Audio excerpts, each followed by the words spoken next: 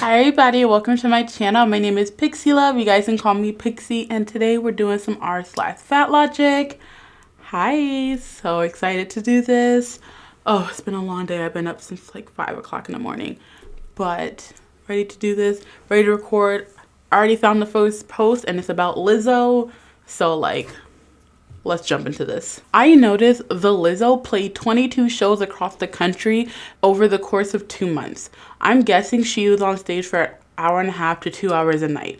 If you've seen her live performances, you'll note that she's dancing, singing, and playing the flute in all of these songs. This is an incredible athletic feat. Try running 7 miles an hour in heels on a treadmill, clearly singing the words to Truth Hurts without sounding out of breath. Stop halfway through, play the flute for a minute, and then start running again and finish the song. Now do that for 2 hours. That's more or less what Lizzo trained to do night after night, to make it look effortless and fun at the same time. She gives an incredible performance. I deem average BMI by science who can barely dance through one of Lizzo's songs, let alone keep up with multiple hours. I run like 3 miles 3 times a week. So next time you hear someone opine that Lizzo is normalizing obesity, know that it's simply more fat phobia disguised as health concerns. All right, we already had this discussion before about Lizzo. Lizzo has extremely good stamina, especially for a big girl. Okay, so she has to have more stamina because she's a big girl.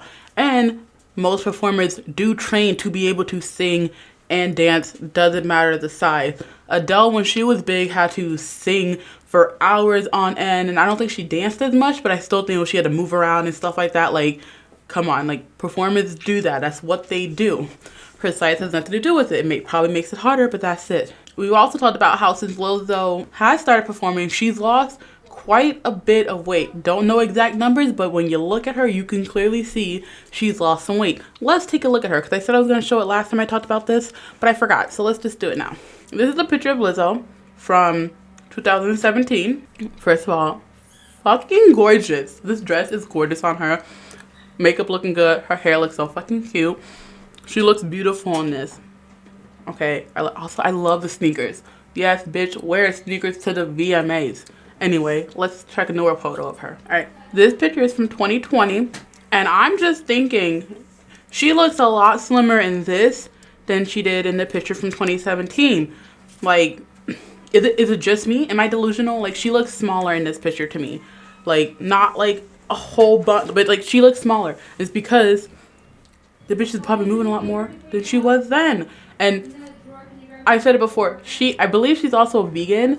She has to eat a lot of food to stay as big as she is, to be doing all the movement that she does. Because I don't doubt that this girl is off her ass a lot. But she probably eats very big meals when she gets a chance. Like, she definitely does. But she's obviously has lost weight. Like, look at her. And I also have a picture from 2021. All right, this one's from 2021. Once again, she looks smaller than she does in the other picture. But, like, she's still a bad bitch. I fucking love Lizzo. She's still that bitch. Like, but like, to me, she looks like she's lost some weight since the beginning of her career, and obvious reasons is because of all the things she's been doing. She probably hasn't changed her diet, but she's been changing how much she's been eating, moving around. So like, obviously she's going to be losing some weight. Lizzo is incredibly athletic for her size, and if she lost weight, she'd probably be extremely athletic. A lot of big people who like lose weight are able to do like a lot more than normal people their size because they used to carry around so much fucking weight on them. Like, every Noom ad is like, we're not a diet, we're an eating disorder. Okay, I'm gonna start this off by saying, I don't like Noom. I tried Noom, I just didn't like it. And what Noom does is it's supposed to help you build better and healthier habits. That doesn't sound like an eating disorder to me. It literally, like, Noom can remind you to like drink your water, and it literally is supposed to be like you go on the app like every day, and it's to build these habits, to remind yourself to like build these habits slowly and steadily. And once you like do habits for like, once you do something steadily for like a couple days or a couple weeks, it becomes a habit and you just get used to doing it. That's what Noom does, and that's what Noom helps you do. So like, But anything that talks about lowering calorie intake and eating less food is just straight eating disorder material for these people. Yeah, it's so funny how much you talk about eating disorders while you act like you don't have one. Most of you people have a binge eating disorder, okay? Get off, like go somewhere. Fat people who choose intentional weight loss are not enemies.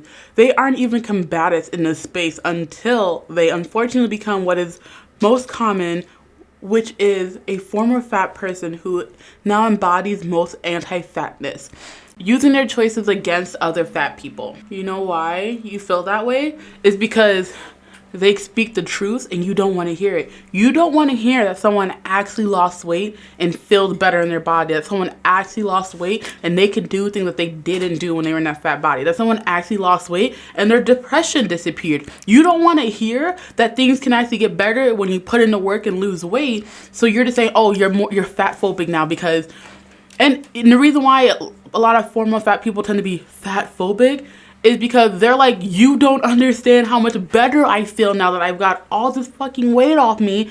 They know what it feels like to be in your body and they know what it feels like to be in a smaller body, and they just want you to be in that smaller body so you can feel this difference, feel this positivity, feel this good change. And you're like, I don't want to do the work, and so you're fat phobic. That's what it is, because they literally dispel all of your arguments, all how like weight loss is like unattainable and you know it's impossible to lose the weight, and oh, eating healthy is an eating disorder, and they prove everything you're saying wrong. So you don't want them to exist, and since they exist, they have to be your biggest enemy. Thin girls with modest asses and hip dips made being anti-BBL some sort of feminist movement when it's really just a combination of anti-fatness, horophobia, anti-blackness, and a tiny bit of insecurity. That's what the bulk of their policy surrounding the BBL craze is.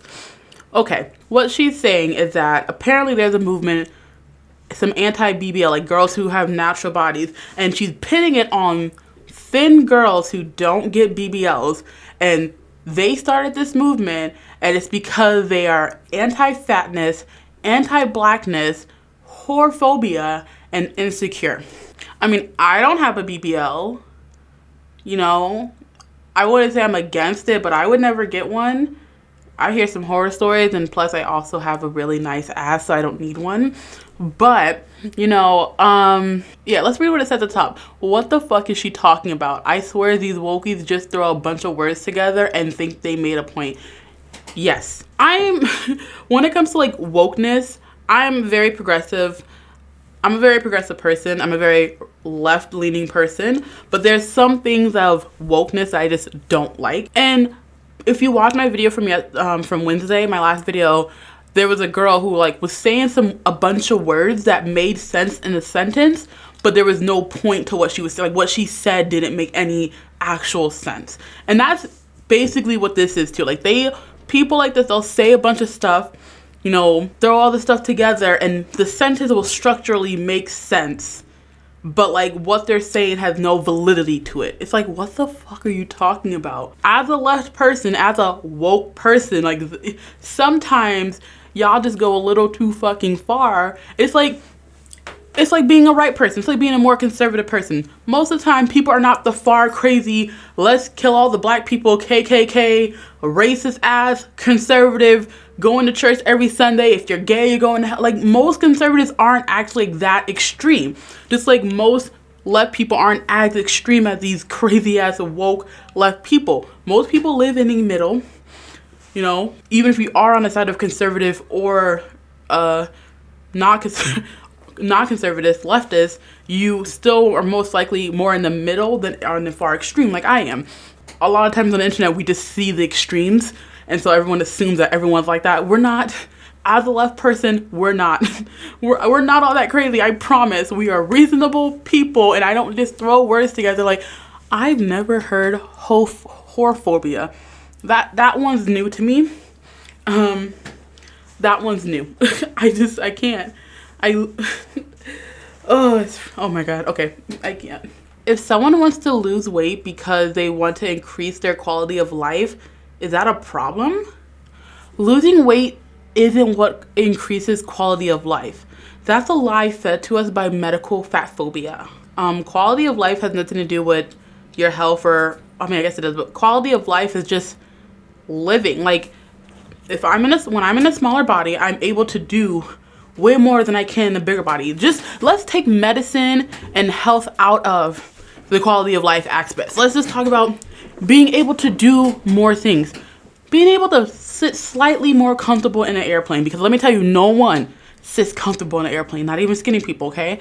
But maybe be a little bit more comfortable in an airplane. Maybe being able to fully put a towel around me and not complain on the internet like a bitch. Maybe being able to like have all the energy to do cartwheels and backflips like I used to be able to do. I mean, I can still do my cartwheels and stuff, but like, you know, or maybe being able to run around with my kids and not run out of breath because I'm in a smaller body and I have more stamina. Maybe being able to walk around for longer periods of time and my joints not hurt me because I'm in a smaller body. Those things of quality of life has nothing to do with health reasons. That also will all help if you lose weight. And on top of that, we can add the health aspect to the quality of life of having a better health and longevity in your life. Because if you're going to have a short life anyway, why not have a short life and be able to do shit? If you're going to be fat and miserable and your life is shortened, what's the point of living? Like, I don't, like, if you're miserable in your life and something simple you can do, like lose weight, why doesn't people do it? It's hard, yeah, but like, we have to deal with a lot of hard things in our lives. Why not have a choice to do something to make our lives better? Hope you guys enjoyed this video. If you guys did, please make sure you guys leave a like down below. If you guys enjoyed me, please subscribe. We're doing videos Monday, Wednesdays, and Fridays for the current time being. And my social medias are all on the top. You know, you guys see. Follow me. Instagram is the one I probably use the most, especially if you want to see my lovely face. Follow me over there. I'll see you guys on Monday. Bye-bye.